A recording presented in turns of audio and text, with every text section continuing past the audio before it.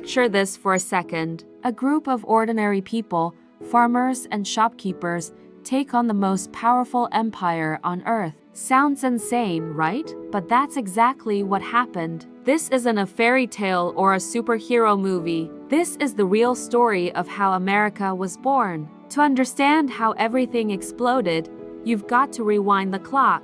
Way back before the flags, before the fireworks, before July 4th meant barbecue. This story starts with regular people just trying to live their lives. You wake up early in a small American colony sometime in the 1700s, and life already feels like a grind. You work hard, pay your dues, and try to keep food on the table. You're not dreaming of revolution, you're just trying to survive. The land feels like it belongs to you, but the rules clearly don't. Every major decision comes from across the Atlantic Ocean. Somewhere far away, a king you've never met thinks he runs your life. At first, British rule feels distant, almost like background noise. Most days, it doesn't really affect your routine. But then Britain loses a major war and suddenly needs money fast. And just like that, the colonies become the ATM. Taxes start showing up everywhere. It feels like Britain's digging through your pockets without even asking.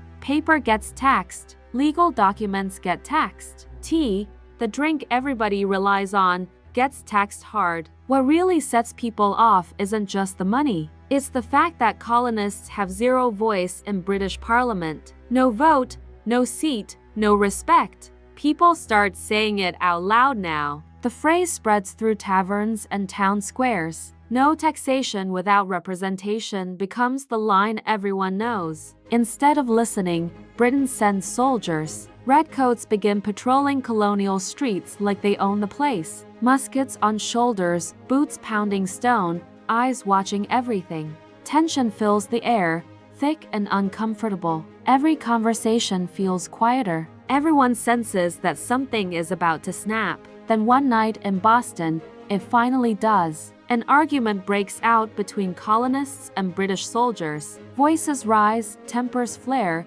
and suddenly shots ring out. When the smoke clears, colonists are dead in the street. News spreads fast, and anger spreads faster. People start calling it the Boston Massacre. Britain still doesn't back off. Instead, the king tightens control even more. That's when patience completely runs out. Colonists decide words aren't enough anymore. One cold night, a group sneaks down to Boston Harbor. They disguise themselves and quietly board British ships. Crates of tea are smashed open and dumped into the dark water. Splash after splash, thousands of pounds disappear. No speeches, just a bold message. Later, history will call it the Boston Tea Party. Right now, it feels like crossing a line. There's no going back. Britain absolutely loses it. The king punishes the colonies hard and fast. Ports are closed and freedoms start disappearing. These new laws feel less like rules and more like a chokehold. Even people who stayed neutral start feeling uneasy. The mood across the colonies shifts for good. People begin talking differently now. Not about compromise, but about resistance. Not about fixing the system, but about breaking away from it. Meetings turn quiet and secret. Plans turn serious. Ordinary people start thinking dangerous thoughts. The colonies aren't united yet, but the spark is lit. Everyone can feel something big is coming. And once that fire starts, there's no putting it out. By 1775, the tension isn't just in the air anymore. You can feel it in every town and village. People know something big is about to go down. British leaders think the colonists are all talk. They believe a show of force will scare everyone back into line. So they send troops to seize weapons and shut this rebellion down early. One night, British soldiers quietly march toward the towns of Lexington and Concord. Their mission is simple, at least on paper. Take the guns and arrest the troublemakers. But word spreads fast. Riders rush through the countryside sounding the alarm. By the time the redcoats arrive, they're not walking into silence. Colonial militiamen gather on village greens. They're farmers, blacksmiths, and shopkeepers. None of them are trained soldiers. but they're standing their ground. Nobody knows who fires first. One shot cracks through the morning air. History will remember it as the shot heard round the world. Chaos breaks loose. Muskets fire, smoke fills the streets, and men fall. The American Revolution has officially started. The British push forward, confident and disciplined. The colonists fall back, using roads, fields, and forests to their advantage. It's messy, but it works. Soon, fighting spreads everywhere. From New England to the southern colonies, tensions explode. There's no avoiding it now. The rebels need leadership fast. They turn to a tall Virginian named George Washington. He's calm, serious, and respected. Washington isn't perfect, but he's steady. He knows this war will be long and brutal, and he knows quitting isn't an option. Meanwhile, the British underestimate their enemy. They think the rebels will break under pressure. Instead, resistance grows stronger. In June 1775, the Battle of Bunker Hill shocks everyone. The British technically win, but at a huge cost. Suddenly, it's clear the colonists can fight. Confidence spreads through the colonies. If they can stand up to British troops once, maybe they can do it again. Hope becomes a powerful weapon. But this war is no joke. Supplies run low and soldiers aren't paid well. Many fight barefoot, hungry, and exhausted. Families are divided. Neighbors argue. Some stay loyal to the crown, while others join the rebellion. This isn't just a war against Britain. It's a civil war among Americans. Trust becomes hard to find. As months pass, talk of independence grows louder. People start questioning why they're fighting at all. Are they just protesting, or are they building something new? Pamphlets circulate everywhere. One called Common Sense hits like a lightning bolt. Written by Thomas Paine, it calls for full independence. The message is clear. Why follow a king who lives an ocean away? Why not rule yourselves? The idea spreads fast. Taverns buzz with debate. Churches echo with arguments about freedom. By the end of 1775, there's no turning back. The colonies are in open rebellion. The only question left is how far they're willing to go. War has arrived, and it's not leaving anytime soon. The rebels are still figuring things out. But one thing is clear. This fight is no longer about taxes. It's about the future of an entire nation. By early 1776, the American colonies were a mess. Gunfire had been echoing for months, from Lexington and Concord to the siege of Boston. The initial idea that this was just a protest, a small disagreement with Great Britain, was fading fast. This was war, real, loud, and bloody. And with that reality, a huge question started bubbling up, not just in the halls of power, but in taverns, on street corners, and around dinner tables. What exactly were they fighting for? Were they just trying to get better treatment from the king, to fix their relationship with Britain? Or was it time for something more drastic? Was it time to break away completely? Once that question was out in the open, it couldn't be ignored. And right on cue, a little booklet started making the rounds. It was passed from hand to hand, read aloud in public squares, its pages getting worn and stained. It was called Common Sense, and its author, Thomas Paine, didn't pull any punches. He wasn't writing for scholars or politicians. He wrote in plain, fiery language that everyone could understand. He laid it out clearly. The very idea of a king was absurd. Why should a tiny island thousands of miles away rule over a vast continent? He asked people to think about what they were risking. Were they really willing to die just to remain loyal subjects to a distant crown that clearly didn't care about them? The impact was like a lightning strike. Suddenly, the idea of independence wasn't some radical, whispered fantasy. It was a logical, powerful, and necessary step. The pamphlet spread like wildfire, and with it, the momentum for a total break from Britain grew stronger every day. People started to see a future where they governed themselves, and it was intoxicating. This shift in public opinion put immense pressure on the colonial leaders gathered in Philadelphia for the Second Continental Congress. They knew they were at a crossroads. They could either commit fully to this idea of independence, or they could back down and watch the entire revolutionary movement crumble. The atmosphere in that room was thick with tension. Every delegate understood the weight of their decision. This wasn't just a political debate. It was a matter of life and death. Some delegates, like John Dickinson of Pennsylvania, urged caution. They still hoped for reconciliation with Britain. They feared that declaring independence was a suicidal move against the most powerful empire on earth. Others, like John and Samuel Adams from Massachusetts, were chomping at the bit. They argued that the time for talk was over. They were already at war. To them, independence was the only path forward. For weeks, the arguments raged. Voices were raised, friendships were strained, and the future of a continent hung in the balance. Finally, the pro-independence faction gained enough support to move forward.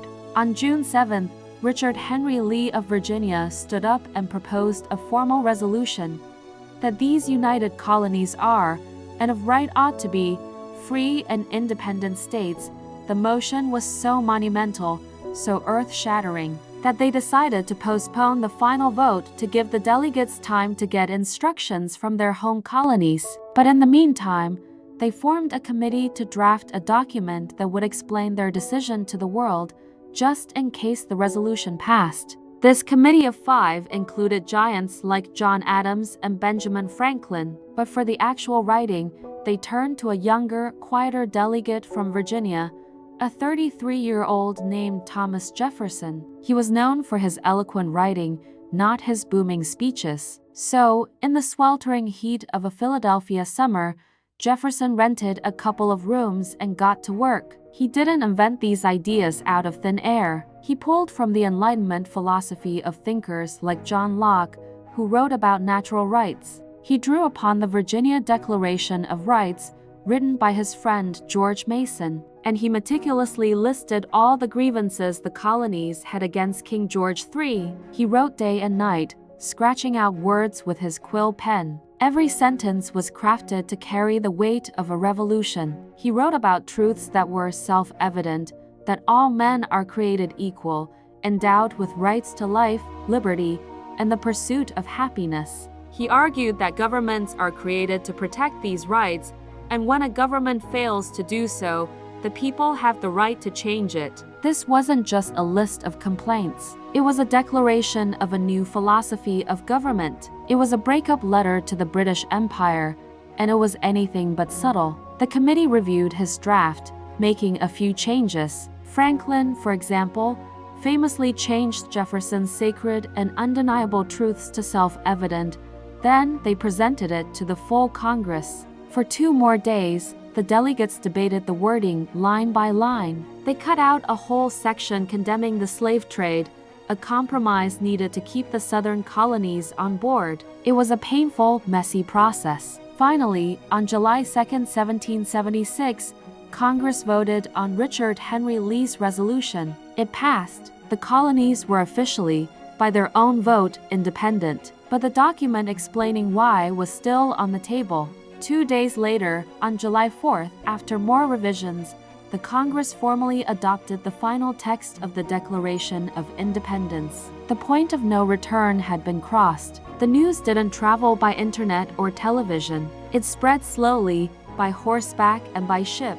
When it reached cities like Philadelphia and New York, church bells rang out. Copies were read aloud to cheering crowds who tore down symbols of the monarchy. But not everyone was celebrating. Many were terrified. They knew what this meant. Signing that document was an act of treason. If the revolution failed, every man who put his name on that parchment would be hunted down, tried as a traitor, and executed in the most brutal way imaginable. The punishment for treason was hanging, drawing, and quartering. And yet, they signed it. The famous large signature of John Hancock, the president of the Congress, was said to be so big so King George can read it without his spectacles. One by one, over the next few weeks, 56 men walked to the front of the room and put their names on the line. They were lawyers, merchants, and farmers. They were men of property with everything to lose. But in that moment,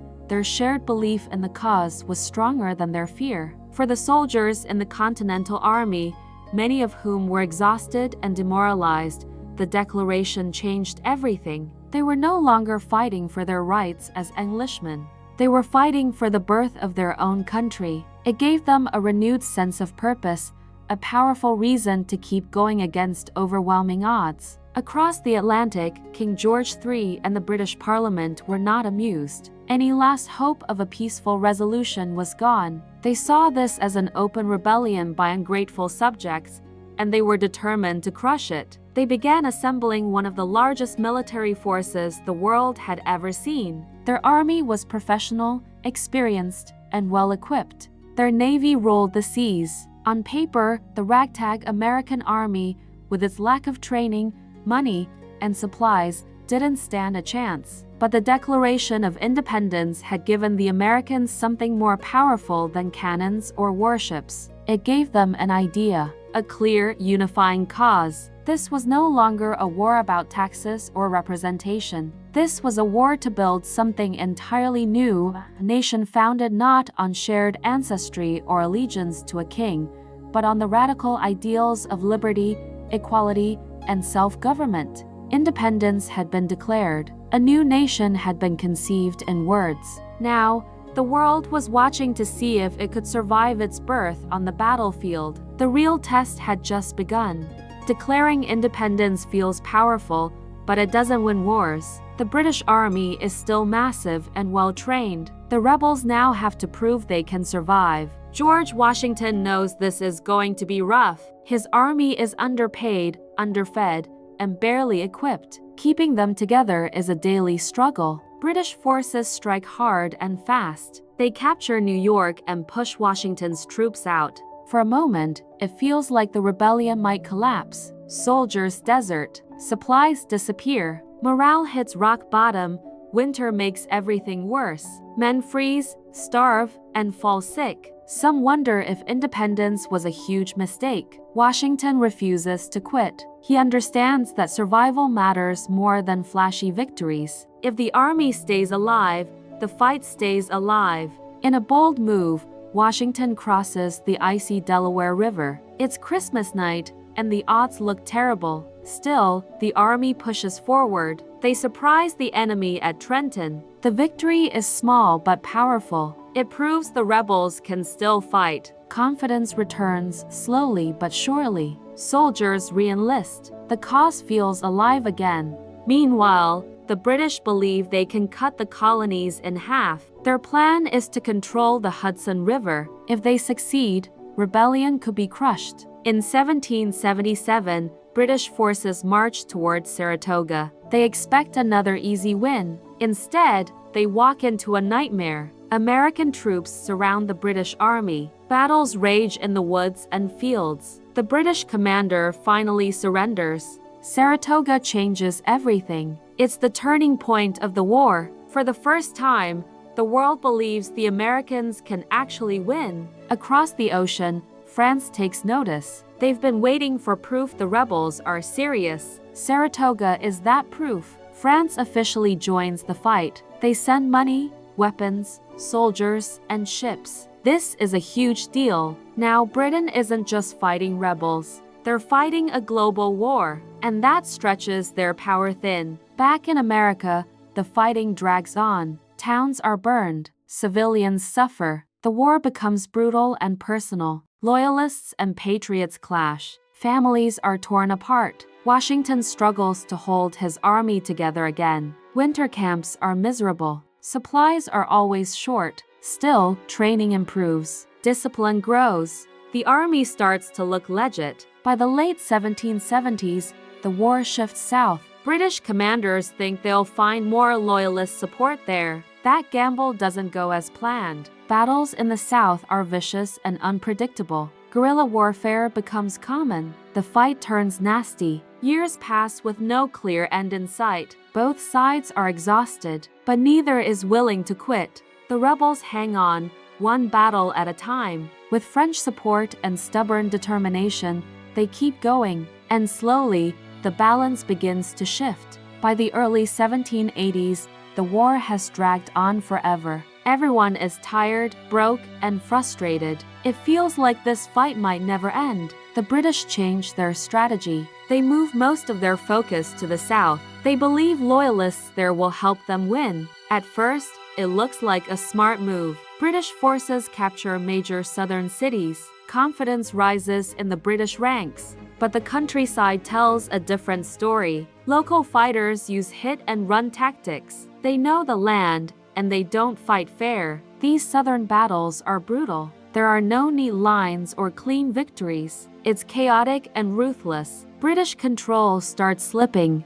Loyalist support isn't as strong as expected. The plan slowly falls apart. Meanwhile, George Washington plays the long game. He keeps his main army in the north. He waits patiently for the right moment. France continues backing the Americans. French troops arrive on land. Even more importantly, French ships control the seas. That naval power matters a lot. Britain relies heavily on its navy. Losing control of the ocean is a big problem. In 1781, British General Cornwallis moves his army to Yorktown, Virginia. He believes the Royal Navy will protect him. It feels safe, at least for now. Washington sees an opportunity. He teams up with French General Rochambeau. Together, they make a bold plan. American and French forces march south quietly. The movement is risky and exhausting, but the surprise is worth it. At Yorktown, Cornwallis is suddenly trapped. American troops attack on land.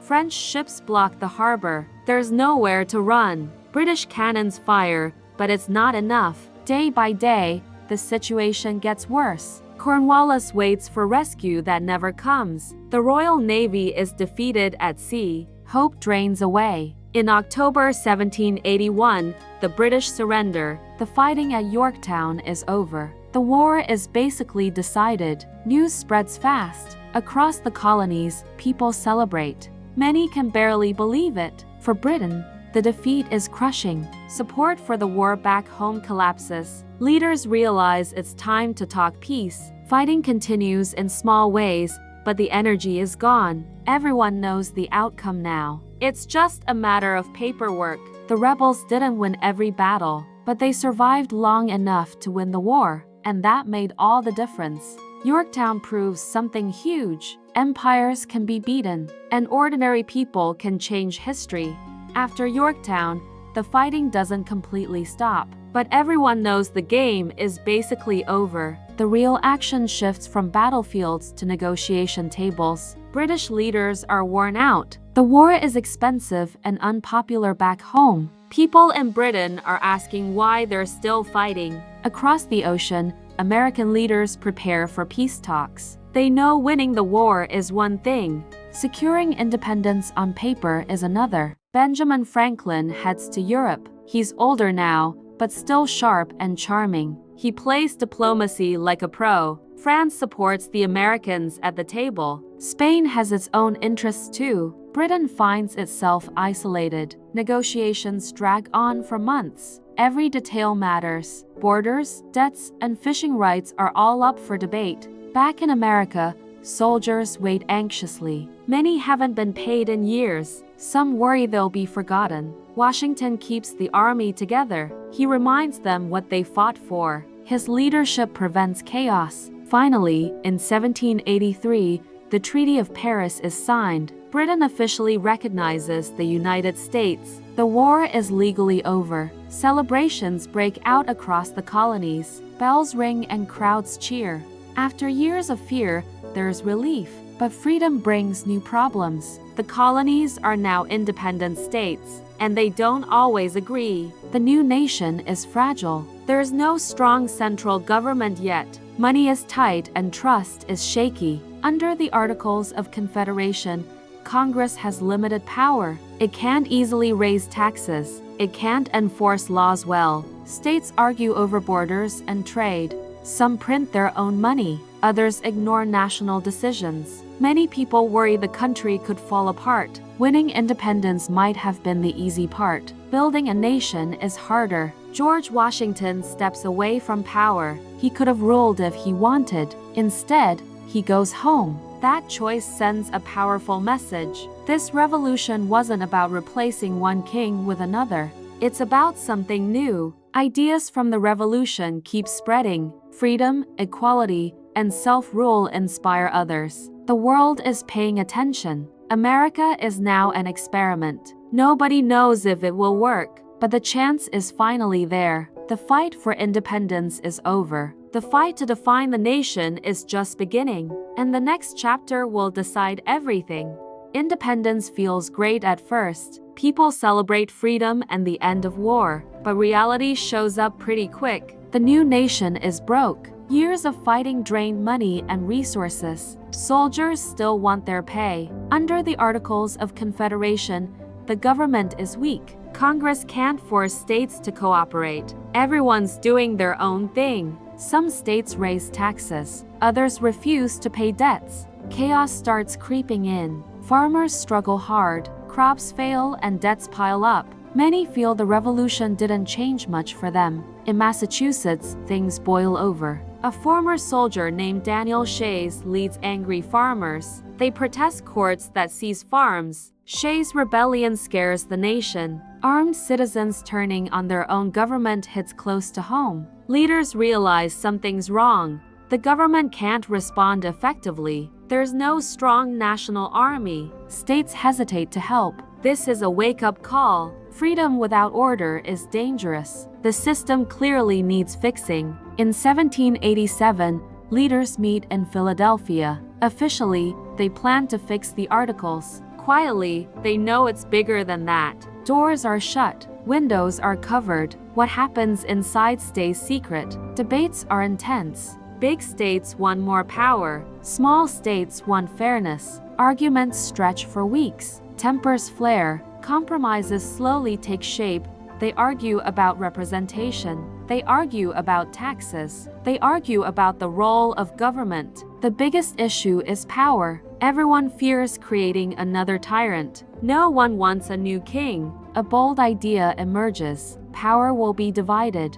3 branches will keep each other in check. The executive will enforce laws. The legislature will make them. The judiciary will interpret them. This balance feels risky but necessary. Trust no single person with everything. Spread the power out. By summer's end, a new document is drafted. It's called the Constitution, and it changes everything. But not everyone is convinced. Some fear the government is too strong. Others say it's the only way forward. The document goes to the states. Debates rage everywhere. Newspapers are packed with arguments. Supporters promise a Bill of Rights. Individual freedoms will be protected. That helps seal the deal. Slowly, state by state, the Constitution is approved. The United States now has a real government. The revolution enters a new phase. The Constitution goes into effect, and the United States officially begins. George Washington becomes the first president. There is no blueprint, no instruction manual, just a bold experiment. People across the country watch closely. Some are hopeful, others are nervous. This new government is imperfect. Many voices are still excluded. Big questions remain unanswered. Slavery still exists. Women can't vote. Native Americans are pushed aside. The revolution promised liberty, but reality lags behind. The fight for freedom isn't finished. It's only evolving. Still, something incredible has happened. Power now comes from the people. That idea alone changes the world. Other nations take notice. Revolutions spark in France and beyond. The American example lights a fuse. Back home, citizens argue, protest, and vote. Disagreement becomes part of the system. That's the price of freedom. The revolution leaves behind more than a new nation. It leaves an idea that survives generations, that people can challenge authority and win. The farmers and shopkeepers who once felt powerless reshaped history. They weren't perfect heroes. They were regular people who refused to stay silent. This story doesn't belong to statues or textbooks. It belongs to every person who believes their voice matters. That's why it still hits today. The American Revolution wasn't just about the past. Its echoes show up in modern debates about rights and justice. The struggle continues in new forms. Every generation faces its own test. Every generation has to decide what freedom really means. The work never fully ends. History isn't something that just happened. It's something people create. And sometimes it starts with one brave choice. The American Revolution proves one thing: ordinary people can take on impossible odds. And sometimes they actually win. If this story hooked you, don't stop here. The next chapter of American history is just as wild, and it gets even more complicated. Next time, we dive into how this young nation almost fell apart. Political chaos, power struggles, and fierce debates are coming up. Trust me, you don't want to miss it. So hit subscribe and stay with the story. History isn't boring when you see the drama behind it. And this journey through America's past is just getting started. See you in the brand new one. Bye.